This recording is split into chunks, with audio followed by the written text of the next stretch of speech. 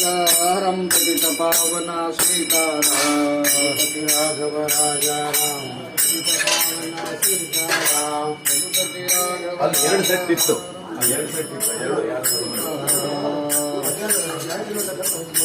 रघुपति राघवराजारं पतितपावना सीताराम रघुपति राघवराजारं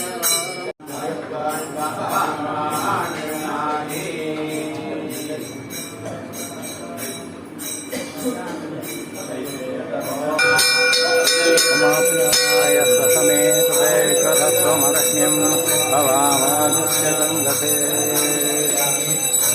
क्षीरस्नानं समर्पयामि क्षीरस्नानन्तरे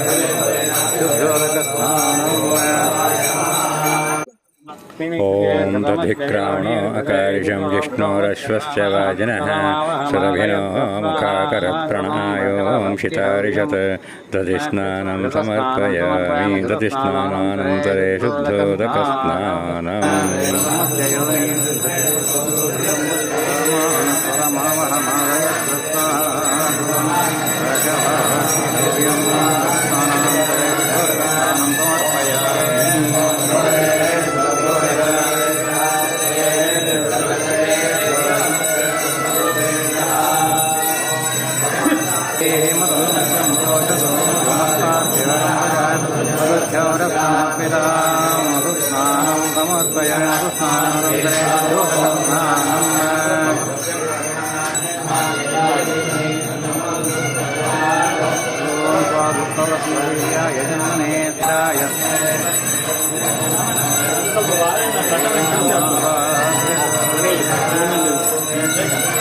स्नानानन्तरे शुद्धोदकस्नानं समर्पयामि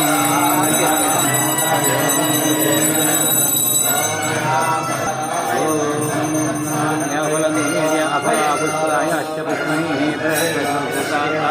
मुञ्चन्तं ततः फलपञ्चामृतस्नानं समर्पयामि फलस्नानानन्तरे शुद्धोदकस्नानं अभयापुष्पायाश्च पुष्पैः फलस्नानं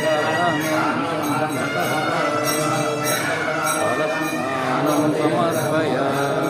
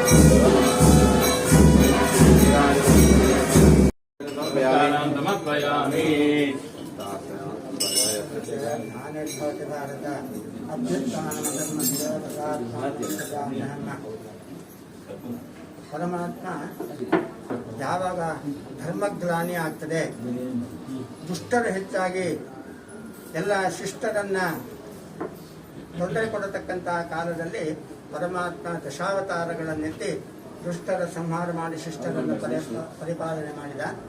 ಅದೇ ರೀತಿಯಲ್ಲಿ ಕಲಿಯುಗದಲ್ಲಿ ಪರಮಾತ್ಮನ ಅವನ ಇದೇ ಹೆಚ್ಚಾಗುತ್ತೆ. ಸ್ವಲ್ಪ ಅಲ್ಲಿ ಎದ್ದು ನಿಂತುಕೊಳ್ಳಿ, ಗುಲಾಲ ಆಗ್ತದೆ. ಅದಕ್ಕೋಸ್ಕರವಾಗಿ ಸಾಧು ಸತ್ಪುರುಷರ ರೂಪದಲ್ಲಿ ಈ ಕಲಿಯುಗದಲ್ಲಿ ಅವತಾರ ಆಗಿರ್ತದೆ. ರಾಮದಾಸರವನ್ನು ಅದೇ ರೀತಿಯಲ್ಲಿ ಎಲ್ಲ ರೀತಿಯಲ್ಲಿ ಸಾಧು ಸತ್ಪುರುಷರು ಒಳ್ಳೆ ಇದನ್ನು ಆಗಿರತಕ್ಕಂಥ ಅವರು ಅವತಾರ ಮಾಡಿ ಧರ್ಮ ಗ್ಲಾನಿ ಆಗ್ತದೆ, ಯಾವಾಗ ಧರ್ಮ ಚ್ಯುತಿ ಆಗ್ತದೆ ಆವಾಗ ಧರ್ಮವನ್ನು ಉಳಿಸಲಿಕ್ಕೋಸ್ಕರವಾಗಿ ಅವತಾರ ಮಾಡ್ತಾ ಇರ್ತಾರೆ. ಅದೇ ರೀತಿಯಲ್ಲಿ ಧಾರವಾಡ ಜಿಲ್ಲೆಯ ಬದಾಮಿ ತಾಲೂಕಿನ ಜಾಲಿಹಾಳ ಅಂತ ಹೇಳಿರ್ತಕ್ಕಂಥ ಊರಿನಲ್ಲಿ ಬಹಳ ಎಲ್ಲವೂ ಕೂಡ ಅಲ್ಲಿ ಬ್ರಾಹ್ಮಣರ ವಸತಿಯೇ ಜಾಸ್ತಿ ಆಗಿತ್ತು. ಅಲ್ಲಿ ರಾಮಭಟ್ರು ಅಂತ ಹೇಳತಕ್ಕಂಥ ಋಗ್ವೇದಿ ಭಾರದ್ವಾಜ ಗೋತ್ರದವರು ಸ್ಮಾರ್ತ ಬ್ರಾಹ್ಮಣರು. ಅವರು ಧರ್ಮಾಚರಣೆ ಮಾಡಿಕೊಂಡು ಎಲ್ಲರಿಗೂ ಕೂಡ ಸುಧಾರಿಸಿಕೊಂಡು ಸತ್ಯ, ದಯೆ, ದಾನ, ಪರೋಪಕಾರ ಇದನ್ನೆಲ್ಲ ಮಾಡಿಕೊಂಡು ಇರ್ತಾ ಇದ್ರು. ವೇದಾಧ್ಯಯನ ಎಲ್ಲ ಜ್ಯೋತಿಷ್ಯ ಶಾಸ್ತ್ರ ನಿಪುಣರಾದಂಥವರು. ಅವರಿಗೆ 3 ಜನ ಮಕ್ಕಳಿರ್ತಾರೆ. 3 ಜನ ಮಕ್ಕಳಲ್ಲಿ ಲಕ್ಷ್ಮಣ ಭಟ್ರು ಅಂತ ಹೇಳತಕ್ಕಂಥವ್ರು ಹಿರಿಯ ಮಗ. 2ನೇಯವರು ಬಾಳಂಭಟ್ರು ಅಂತ ಹೇಳಿಕೊಂಡರು. ಬಾಳಂಭಟ್ರು ಆ ನಂತರದಲ್ಲಿ ಶ್ರೀನಭಟ್ರು ಅಂತ ಹೇಳಿಕೊಂಡು ಆ ರೀತಿಯಲ್ಲಿ ಅವರ ಮಕ್ಕಳು ಹುಟ್ಟಿರ್ತಾರೆ. ಅದರಲ್ಲಿ ಬಾಳಂಭಟ್ರು ತಂದೆಯ ಹಾಗೆಯೇ ಅವರ ಹತ್ರನೇ ಅಭ್ಯಾಸ ಮಾಡಿಕೊಂಡು ಇರತಕ್ಕಂಥವರು. ಬಾಳಂಭಟ್ರು ಪರಮ ಶಾಂತ ಸ್ವಭಾವದಾರಾಗಿದ್ದುಕೊಂಡು ಮನೆಯಲ್ಲಿ ಹೀಗೆ ಇರಬೇಕಾದ್ರೆ ಅವರಿಗೆ 4 ಜನ ಮಕ್ಕಳು ಹುಟ್ಟಿರ್ತಾರೆ. ಅದರಲ್ಲಿ ಮೊದಲನೆಯವರು ವೈದಿಕ ಇದರಲ್ಲೆಲ್ಲ ನಿಪುಣರ ಗುರುಭಟ್ರು ಹಾಗೂ ಅಂತ ಹೇಳಿಕೊಂಡು ಆ ರೀತಿಯಲ್ಲಿ ಕೊನೆಗೆ ನಾರಾಯಣ ಭಟ್ರು ಅಂತ ಹೇಳಿಕೊಂಡು ಒಬ್ಬಳು ಮಗಳು ಹುಟ್ಟಿರ್ತಾರೆ ಬಾಳಂಭಟ್ರಿಗೆ. ಅದರಲ್ಲಿ ನಮ್ಮ ಗುರುಗಳಾಗಿರ್ತಕ್ಕಂಥ ಬ್ರಹ್ಮಾನಂದರು ಅವರು 3ನೇದಾಗಿ ಅವರ ಅವತಾರ ಆಗಿರ್ತದೆ. ಅಲ್ಲಿ ಅವರಿಗೆ ಏನು ಅಂತ ಹೇಳಿದರೆ ಅವ್ರಿಗೆ ಮೊದಲೇ ಇದಾಗಿರ್ತದೆ. ಯಾವ ರೀತಿ ಅಂತ ಹೇಳಿದ್ರೆ 2ನೇ ಹುಟ್ಟಿ 3ನೇದಾಗಬೇಕಾದ್ರೆ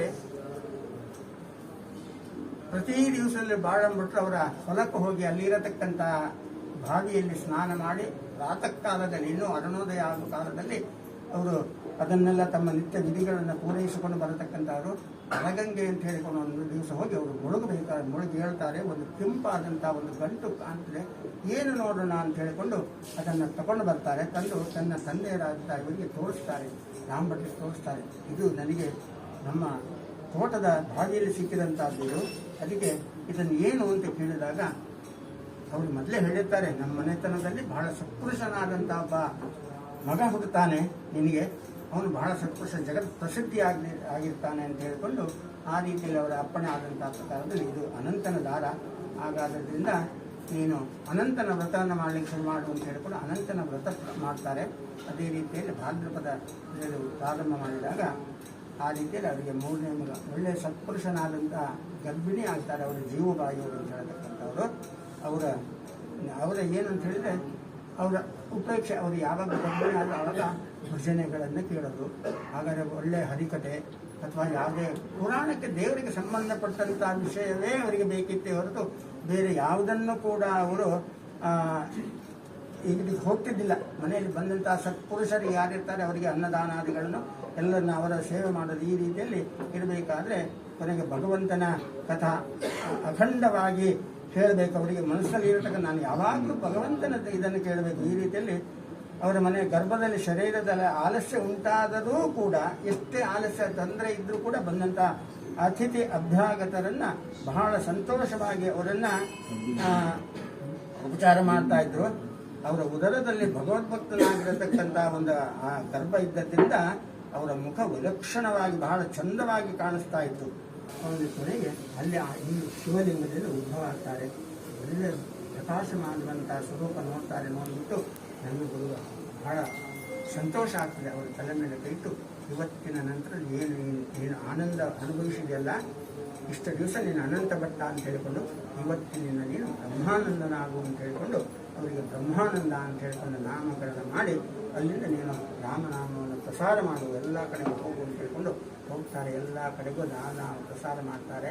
ಪ್ರಸಾರ ಮಾಡಿ ಎಲ್ಲಿ ಹೋದರೂ ಕೂಡ ಅವರಿಗೆ ರಾಮನ ದೇವಸ್ಥಾನಗಳನ್ನೇ ರಾಮದಾಸರು ಮಾರುತಿ ದೇವಸ್ಥಾನ ಅವತಾರ, ಅವರು ಮಾರುತಿ ಅವತಾರ ಆದ್ರಿಂದ ಅವರು ಮಾರುತಿ ಮಂದಿರಗಳನ್ನು ಕಟ್ಟಿಸ್ತಾ ಇದ್ರು.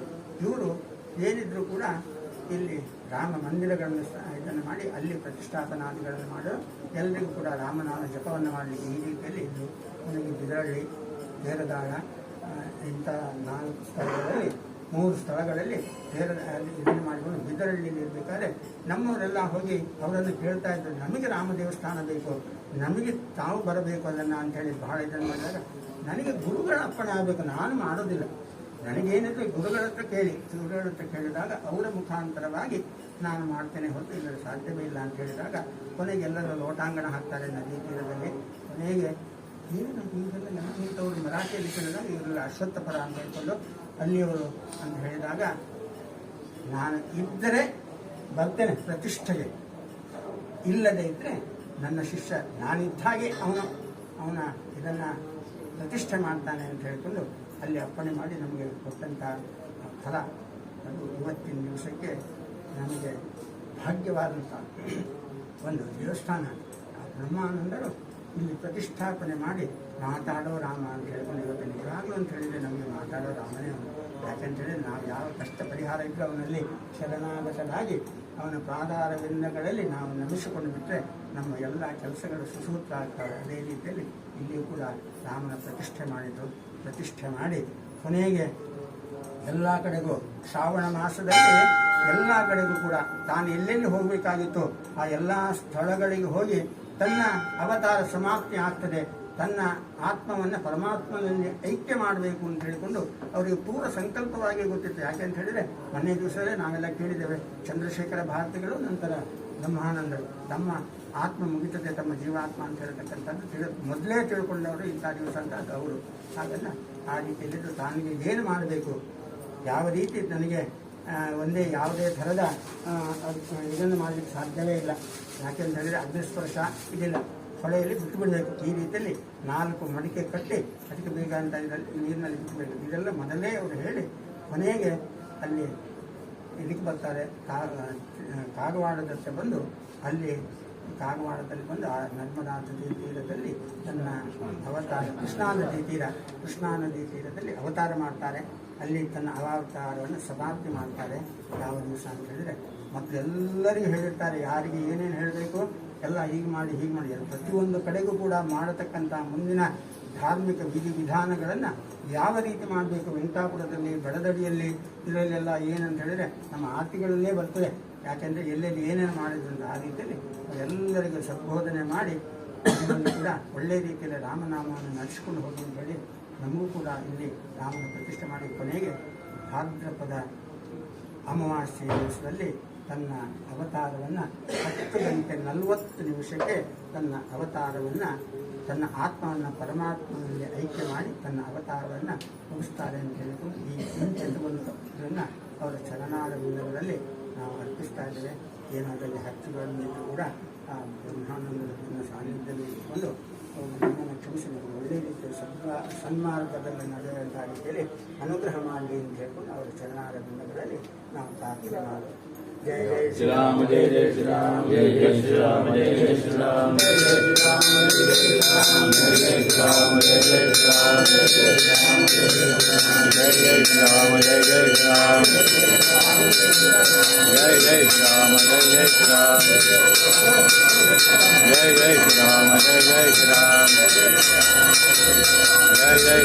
ಶ್ರೀರಾಮ, ಜಯ ಜಯ ಶ್ರೀರಾಮ.